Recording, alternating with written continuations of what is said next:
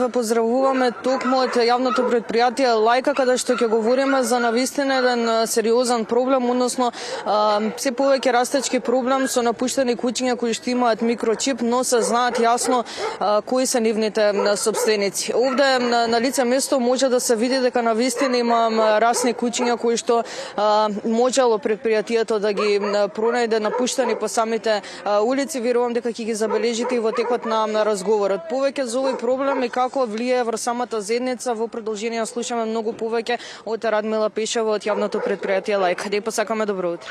Добро утро и за вас и за гледачите на ТВ. По самото тоа што алармиравте за овој растечки проблем, на самиот почеток како ова влијае врз заедницата и врз прифатилиштата?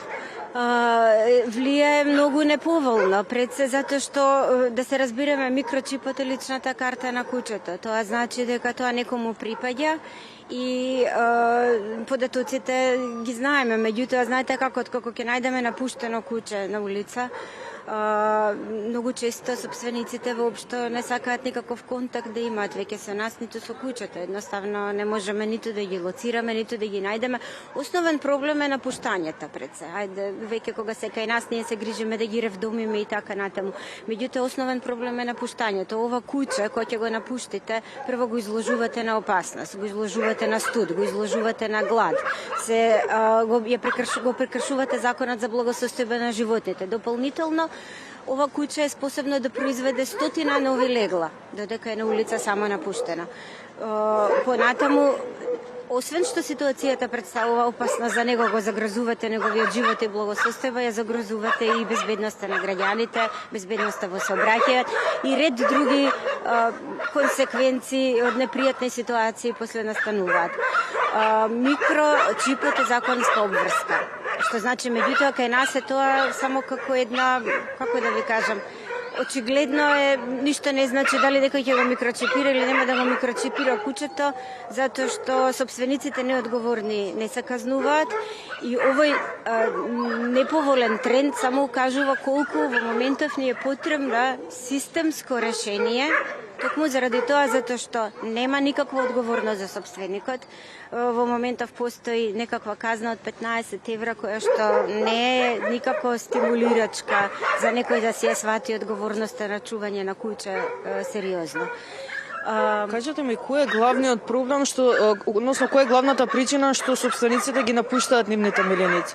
Веројатно е несериозност, првиот момент кога ќе се соочат со некаква тешкотија, затоа што чувањето куќе е одговорност, шетањето, обезбедувањето на услови за него и така натаму, сметаат дека може да го пуштат на улица и нормално, затоа што нема никакви последици по нив, казнени. Треба да се подобрат механизмите, односно некои се веќе тука, меѓутоа поревносно да се применуваат, во смисол да има повисока контрола. Дали куќето собственикот го шета под надзор, да има контрола, дали куќињата на сите се микрочипирани. Значи, може да се решава проблемот, треба повеќе да се инволвираат општините, со инспектори да проверуваат, значи, и да се промени казнената политика, едноставно да се зголемат казните за неодговорни собственици. Ова е сериозен проблем. Голем број на собственици ги напуштаат своите миленици. Но ева во вакви ситуации кога собствениците не можат да се грижат за нивните миленици од оправдани причини, што вие препорачувате? Дали е најдобра опција да го подарат куќето на некој?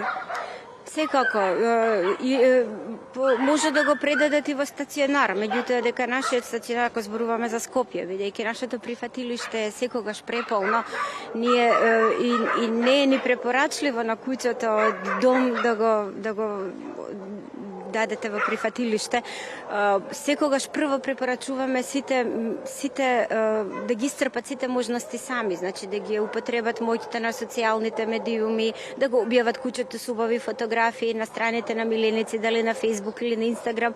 Има начин да контактираат здруженија, да им помогнат да се ревдоми куќето, да најде нов дом и на крај на криштата последната опција нели да го предадат во прифатилиште, од каде понатаму прифатилиштето ќе му бара траен дом. Меѓутоа напуштањето на куќето на улица не е решение, а тоа, верувајте, се соочуваме постојано. Особено на некои локации во Скопје, како што се гробиштата Бутел и така натаму, некои периферни места, куќињата едноставно ги напуштаат. И друг проблем е што куќињата собствениците ги оставаат да се шетаат сами. Значи, само ќе им отворат двор и тие понатаму сами се шетаат и така може да направат штета, така може да каснат некого, може да се спарат со некого, создаваат несакани легла.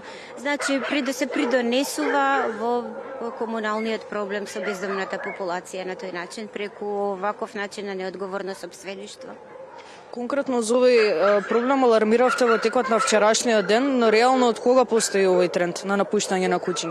И која е вашата порака до институциите пред самиот крај? Од секогаш, видите, куќињата, ние сега ги спомнавме тие со микрочип, затоа што гледаме дека се ставаме во некаква стапица, во смисол капацитетот на лајка се преоптеретува со тие сопственички куќиња, а сопствениците никој не ги повикува на одговорност. Меѓутоа, ние имаме куќиња кои што се еден куп, знаеме дека се напуштени, а немаат микрочип. Значи не можеме да се повикаме на сопственикот, меѓутоа некогаш биле сопственички. Затоа што видите сите овие расни куќиња, што гледате на пример нашиот Јоши нема микрочип. Меѓутоа, каква е веројатноста дека ова расно куќе настанало на улица? Да, се гледа Многу мала, затоа што првата генерација на мешанчиња веќе од расни миленици не можете да ја препознаете кога ќе се спари со некој друг. Може и да не ги носи карактеристиките на својата раса, ме разбирате. Тоа е најчесто кога викаат, ама не се од домашните куќиња, не се од расните куќињата на улица. Не, тоа е најголем проблем. Сите ги напуштаат куќињата и напуштаат цели легла немикрочипирани. И затоа е многу важно системот да профункционира. Секој да знае дека мора да се микрочипира куќето, понатаму доколку не го стори тоа, сериозна казна да следи. А за напуштање на миленик да следи многу построга казна, па дури да се третира и како кривично дело, затоа што на некој начин тоа е мачење и измачување. Ви благодарам што не пречекавте во лајка и за сите овие информации. Ви благодарам што покажувате интерес за оваа тема.